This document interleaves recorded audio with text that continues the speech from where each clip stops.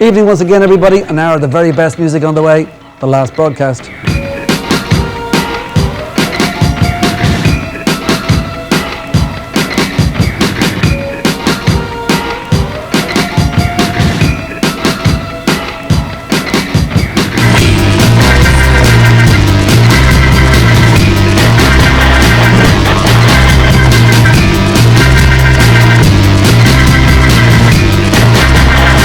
Hi everybody and welcome to the last broadcast here on RTE. We're back with you now every Wednesday night up to Christmas and also late night every Friday. Tonight, amongst other things, I'll be talking to Rod Stewart. Informatics play live. We've got Pink Floyd's Dave Gilmour in Gdansk and Dave Duffy from Fair City picks his favourite music. But first, Miles Kane and Alex Turner are The Last Shadow Puppets. Can't relate to the never-ending games that you play. As desire passes through, then you're open to the truth. I hope you understand that your love is standing next to me. It's standing next to me. The one you fell for makes it seem juvenile, and you laugh at yourself again and again, and we'll drink to the thoughts she'll remember you maybe tomorrow, and your love is standing next to me, it's standing next to me, and your love is standing next to me, it's standing next to me, it's standing next to me, it's standing next to me.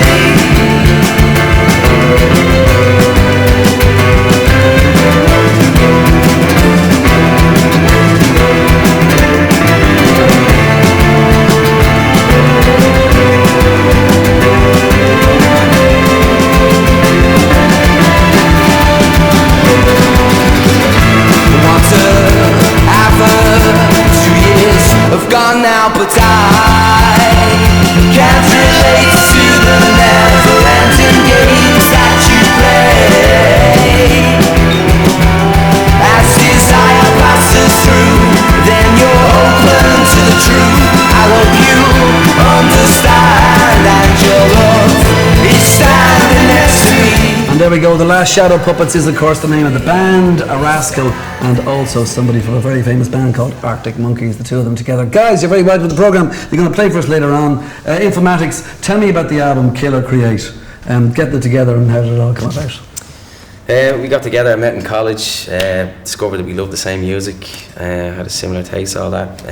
Wanted to create something. We were obviously hip hop fans, and we'd been MCing and making beats and whatnot over the years, and so we started to make something for Irish people to listen to where they could relate to rap. So Killarney During is not necessarily a hotbed for hip hop, is it? We'd be surprised. Messiah Jane, the expert from Closter as well, and Cormac was from Closter, so we've had a few people come through. But you've been in bands, like, I mean, your brother's in the band, was in Kings of Tea, which is a reggae band as well. You've been like, have you been in rock bands before as well and all that? No, not really, you guys, just him. Yeah, no, he was just doing the reggae really, and I mean, he had his own side projects before all that, but it wasn't really a big deal, you know. And speaking of side projects, have you all got solo albums coming out as well? We're working on it, yeah. I do a lot of stuff with drum and bass guys in the UK and all over the world. So. Yeah, you've done a lot of stuff with a lot of people. I mean, like there's production there with Neville Staples and the Specials, and there's the Beat and all these kind of things. Yeah, well, that's not actually me. That's the bass player. But through all of us, we've kind of touched on a lot of genres and a lot of people over the years. So, in a roundabout way, we've touched the world and with our music. And have you played with, or has Nas been there? Has Soul to Soul been there? Has De La Soul been there? We're playing with them. Some of them don't, they just turn up before they go on because they've other people to do sound checks and that, but Soul to Soul checked us out, they liked what they heard. De La Soul were there for us and they liked what they heard, It's been but like no self-respecting acting, what you do is without some kind of a tie-in with some kind of closed situation. So people don't want to go into a record shop and buy the album, or buy a single, I should say, probably. Can they go and buy a piece of clothing and get it free on that one? Tell me about it. Yeah, that's true. There's a company called Counter Propaganda who they latched on to. We met them at a house party and got chatting, and they said they made T-shirts and we made music, and we wanted free clothes basically. So we were like, well, look, we'll give you a copy of the album. Like we'd only had it mastered, so handed it over to them. They liked what they heard, and the guy who was designing for them came back and he had like, yeah, I designed a t-shirt around the album. So we were like, alright, cool. And then he kept on coming back with different t-shirts. He said, look, I'm just going to do the autumn winter. I hate saying this, the autumn winter collection around the album, but that's what he did, you know. So it worked out great Connected for the us. CD to it then. Yeah, then we Right. first gave them Marking it music as with one it. project. As the single. All right, well, Killer created the album itself. So listen, good luck with it, guys. Just what track are you going to give us later on? I presume it's from the album, is it? It is. It is, It's yeah. back to front. Back to front later on, which is the single. The single It is, out at the Yeah, moment. well, yeah. exactly it is. Yeah. All right, listen, thank you very much. We'll talk to them again later on. No, we'll see them later on doing it live. Informatics. Here's something a little bit different. Rod Stewart. Rod, what is it you look for when you look at another song? I mean, like, you're known as a great interpreter of other songs. In fact, to the extent where a lot of the great stuff you've written has been slightly overshadowed. I mean, I could start with, like, say, Every Picture Tells a Story, which has Tim Harden on it, but it has Mandla Wynn, it has Maggie May, etc. So, I mean, like, with this album here, they were all covers. You didn't want to write for yourself. So, do you find, I get the impression that you've even hinted in the past, you find it difficult enough to write. You're not exactly Paul Simon. It doesn't come out. I'm a lazy bugger, that's what I am. Really? From the outset we decided we were going to do no songwriting for Rod, you know, because the album would have been 3 years late, because I am notoriously slow when it comes to writing lyrics. I know I'm good at it, but it just is hard work. But I think when it comes around to writing lyrics, maybe when Woody and I get to do this project, we'll be, you know, put pen to paper again. But the it's going to happen. Oh yeah, we're supposed to get together in the next couple of weeks here in London, his Richmond house, and write a few things. He's got a lot of ideas. Okay, the way you approach these songs and the way you sang these songs, is there a vulnerability thing there that if I said there's a vulnerable side of Rod here, you'd say, great, I'm glad you saw that, or you'd say, wait a minute, now hold on. And that I think vulnerable is underrated and I think it's a good thing. I think it's a wonderful thing, and I think anybody in the entertainment business should have some degree of vulnerability. I think it's really important. But I mean, I just got that voice. I was sounding vulnerable in the 70s. You know, it's just the way the voice comes across. I think I deliver a song a little bit better now than I used to. I should get better after. I've been at it 30 years. It's 30 years since Maggie May was #1. Yeah. Isn't that amazing? Yeah, I know. Wake up, Mac, I think I got something to say to you. 1971, but it was #1 everywhere. Was that one of the golden moments in your life to have gone through what you went through in London, to be taken up so good in '68 in America, even more so than in Britain, and then by '71 to have Every Picture Tells a Story and Maggie May #1 in Britain and America, album and single wise? Is that one of the things you look back on and say that was pretty good? Oh, that was truly amazing, and I don't think it's been done that many times since. So it was a real first. But to think it was 30 years ago, it's just someone only just brought that up the other day. But what about then? Like, surely a high point must be also like 5 years later, by '76, you had like #1 for 8 or 9 weeks or so. Tonight's the Night. Yeah. Yeah. I mean, that's pretty good too, isn't Well, it? that was a song that was banned by the BBC in those That's days right. because of certain lyrics which are completely timid by today's lyrical standards. Yeah. Yeah, that was a good song, and it's still one that, you know, when I play it live, it's still a favourite with the crowd. Yeah, but like this current album, Human, I mean, it does showcase your style as as a kind of like a kind of vocalist that can just do almost anything. There's a certain type of Rod here, as I say, the soulful or the more vulnerable side or whatever. Is there in any way at all that's an odd thing after having an operation on your neck? An operation, well, on your thyroid, whatever it is, your vocal glands. It wasn't the whatever you- vocal cords. Oh, was it You not? should make sure everybody knows that, yeah. Sorry, I interrupted you. No, I mean, it didn't affect the vocal cords as such at all. Oh yeah, did it did, because if I may be so graphic, is what they do, and they took their small cancer out, which was so small. I was in and out of hospital in 24 hours. They slit you really right down through there, so that cuts through all the muscles that control the voice box. Yeah. So all those muscles have to be retaught how to control the voice box again. And how did you do it? I mean, like, did you do it like kind of The Sound of Music, do, re, mi, or did you say, to hell with this, I'm Rod Stewart, band, jam, do it? God, you're absolutely spot on. I sat around the piano with a teacher for about a month going do re mi da da da da. It was driving me mad, absolutely driving me mad. And in the end I said, just get the band in and let me belt it out for a few weeks, you know, and that's what started bringing it back slowly. But sitting around the piano and doing that, did the doctors tell you had to do it that way? Yeah. And you disobeyed Yeah. doctors' orders? Exactly, little rebel that I am. And the reason I'm a bit hoarse now is I was playing football yesterday and shouting at the top of my voice, so I don't want anybody to get worried that it's not there.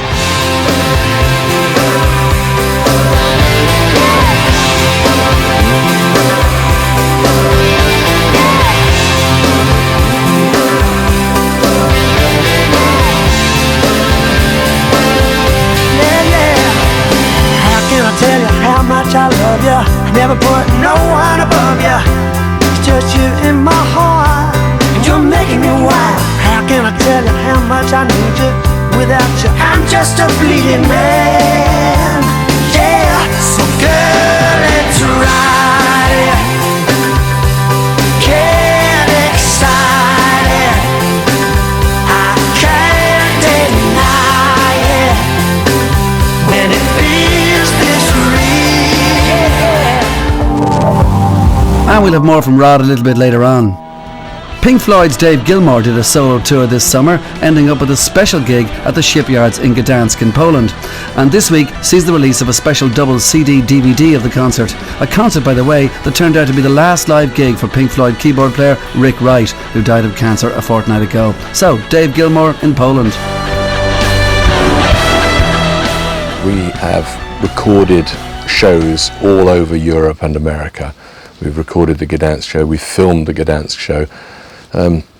You know, when it started, it was going to be a live album from lots of different cities.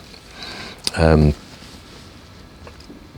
as we were listening to all the stuff, you know, it became more and more obvious that a lot of the best takes of songs were from that last show at Gdansk, and eventually it just forced itself on us that that was going to be the show. Democracy is something I'm keen on, and so it's fantastic to be invited to help them celebrate their 26th anniversary. We've connected to Poland a little bit. We had Zbigniew Preissner, Polish conductor, arranger, doing all the string arrangements for the album. We definitely felt a connection to it.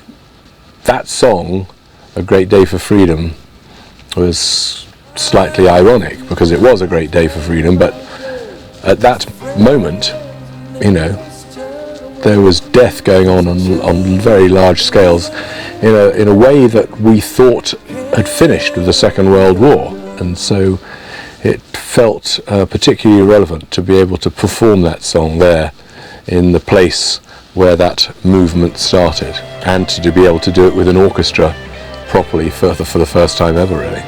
I want to put on a good show, and I'm not so egocentric as to want to put on a show just for me of all my own personal favourite songs. You know, I want to craft a show. I want to make a show that people will enjoy and will have a dynamic to it, a beginning, a middle and an end, with a sort of climactic build towards that end.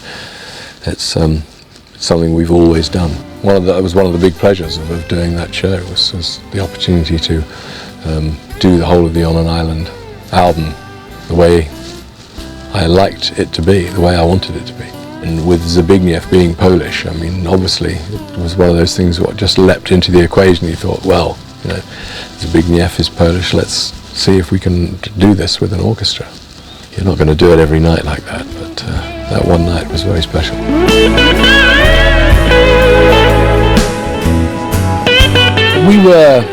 We had gelled so well on the tour, and we had become a band that really sort of had that kind of telepathy that one gets when you've played with a bunch of great guys for a period of time. And before that was completely sort of lost and had faded away as we all moved back into our different jobs outside of that, being in that band on that particular tour. I wanted to capture a bit of it, but I haven't done anything with it yet, except put a couple of the sort of jam moments onto the DVD. On that album, on that tour, you know, it was an absolute joy to have Rick around. When I said I was going to go out on tour, he said, well, can I come? And I said, yeah, man, sure. I didn't think he'd want to. I didn't think he'd want to come out on my tour. And played the best he's ever played, I think, and had the time of his life. It was we were just having a whale of a time. And I'm very pleased that it is very obvious in the DVD from the Albert Hall and on this DVD and CD from Gdansk what his contribution is. I mean, it's people will spot it.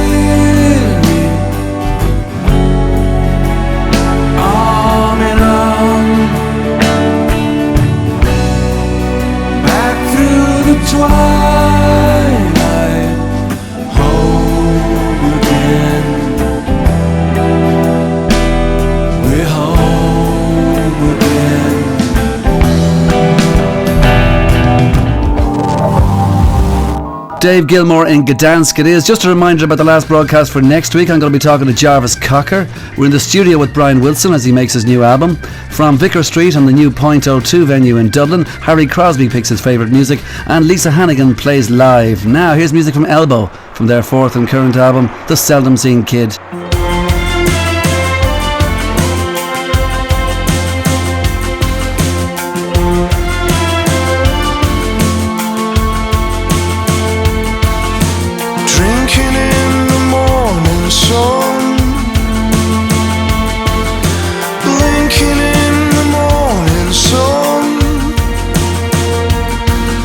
Shaking off a heavy one. Yeah.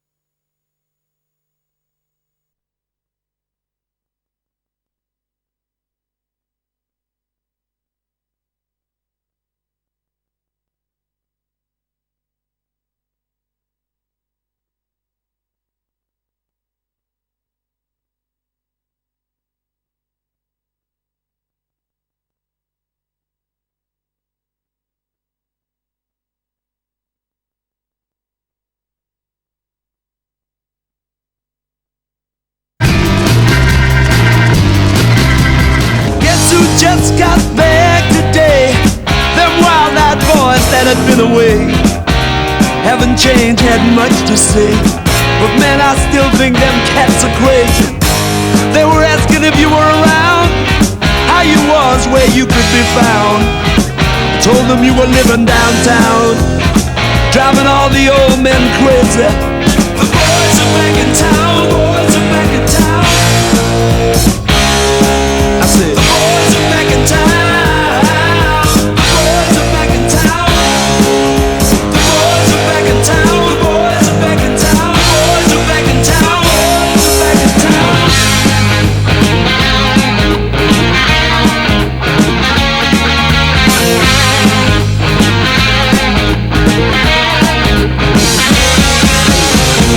You know that chick that used to dance a lot? Every night she'd be on the floor shaking what she'd got. Man, when I tell you she was cool, she was red hot. I mean, she was steaming. And that time over at Johnny's place, well, this chick got up and she slapped Johnny's face. Man, we just fell about the place. If that chick don't wanna know, forget her. The boys are back in town, the boys are back in town. I said, the boys are back in town.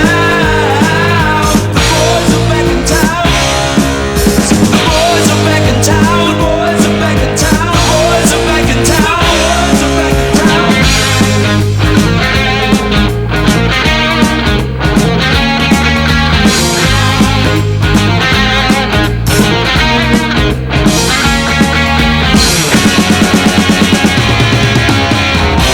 Spread the word around. Guess who's back in town? Friday night they'll be dressed to kill down at Dino's Bar and Grill. The drink will flow and blood will spill. And if the boys wanna fight, you better let them. That jukebox in the corner blasting out my favorite song. The nights are getting warmer, it won't be long. Won't be long till summer comes. Now that the boys are here again. The boys are back in town, the boys are back in town. The boys are back in town. The boys are back in town. The boys are back in town. The boys are back in town. The boys are back. The boys are back. Yeah, there you go, music of course from Thin Lizzy. Welcome back to the last broadcast. Dave Duffy, as in Leo, as in Fair City, amongst other things, of course. Welcome to the programme. He's here to talk about his favourite music now. I want to talk about, first of all, some of it you don't like. Some of it you don't like. You ready for this? You don't like the Beatles? Not particularly, no. I preferred rock, when I was younger. That's pop, isn't it? If we had all night, we'd argue that one. I'd say there you no, go. but there you There go. you It's a go. bit of both. I still love John By the way, Lennon, though. right, okay, Yeah, Lizzie, by the way. Tell me about Lizzie. I mean, Thin Lizzy, yeah. a part of your growing up experience, Dave. Well, actually, I used to play in what they call a relief band. I'm not sure whether that's the right You phrase played a now. lot of music, you still do. I still play, yeah. I love music, yeah. But I played in a relief band when I was about 13 or 14, and I played with the original Thin Lizzy band. We did relief for them in some of these clubs around town, well, 2 or 3 times. Really? And Phil was about 16, I suppose. Really? Yeah. So And did I you met know him a few Philo? times. Did you and Philo hang out like? No, I didn't actually. But many years later, like when he was on tour in the States and I was on tour in England, I stayed in his mother's little hotel up in the red light district in Manchester, of all places, and that was always quite interesting. And what were you doing touring in England? With what and whom? I played in a lot of bands in England, and but I was touring a musical at the time. I worked in Jesus Christ Superstar in the West End of London. Then we went out on tour for about 2 years, and I did Manchester. Manchester. We opened the theatre that had been closed for years, the Palace in Manchester. I think it was the Palace anyway. And none other than Prince Charles was there for the opening. Now, free champagne. And it was RSO Records were putting it out. Oh yeah, right, Robert Stigwood. It was big. It was a big thing, But anyway, I went in. I stayed in Phil's place. Right. Up there, it was great. I got locked. Did you with, now? among other people, Alex Higgins. Right. Who was playing at the snooker place up there in Manchester, the Crucible, is it? No. Yeah, the Crucible, is that? Yeah, he was up there staying in the same place. That was quite interesting. Sounds like we can stay here all night. Tell you what, look, Frank Sinatra you picked, definitely. You picked Elvis Presley as well. Yeah. But since a lot of people have picked them, I want to move on to something else that nobody else has picked, which is Diana Ross. Yeah. What is it? Is it Diana Ross or is it the Supremes? There's nothing I'll get to do with Diana Ross or the Supremes. Like it's just to like that. People that I've met in my life, I associate with the music that I was hearing at the time. And one of my friends who's dead, he died a few years ago, Mick Patley, he invited me over to London when I was about 18, and Mick was about 19 or something like that. I went over there, and I ended up in this place called the Café des Artistes, which is down in Chelsea. And I was standing there like a fool in a t-shirt and jeans. I just come back from a Hawkwind concert actually down in Epping Forest. Right, and Lemmy. Yeah, just come back from there. So you can imagine the state that I was in. I think I still had my sandals on. Anyway, we're down in Chelsea, this posh place, right? And there was a 5-piece American, like the Temptations playing. Yeah. So we went down to see those, and they were there with their. They were fantastic, man. Like they had spats on and brown suits with stripes and bandanas and leopard skin band. They were giving it all of that. The way to do the it. turn, The 5-part turns and all that. Yeah. Absolutely fantastic. But anyway, I was standing there watching this, and I heard this voice saying, "Would you like to dance?" So I looked around, and this insanely beautiful woman was standing there, with dreadlocks and jewels and beautiful looking. And I said, "Well, yeah, sure, okay." So the boys were off drinking or something like that. So anyway, I ended up befriending this person for about 3 or 4 months, and she was from Ghana, actually. Georgina was her name, and.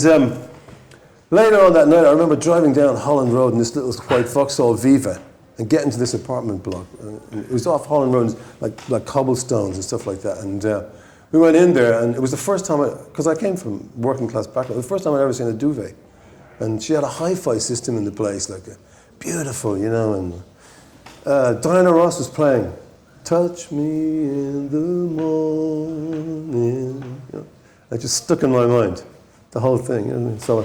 Well, that's a pretty powerful story. You wouldn't mind if I compromised and played something by the Supremes instead of specifically Diana Ross? Oh yeah, sure. The Supremes. I love the Supremes. Yeah, right. Absolutely. Going fantastic. back to the syncopation. Absolutely brilliant. Yeah. All right, let's take Cindy a blast. Birdsong and what's the other one? Florence Ballard.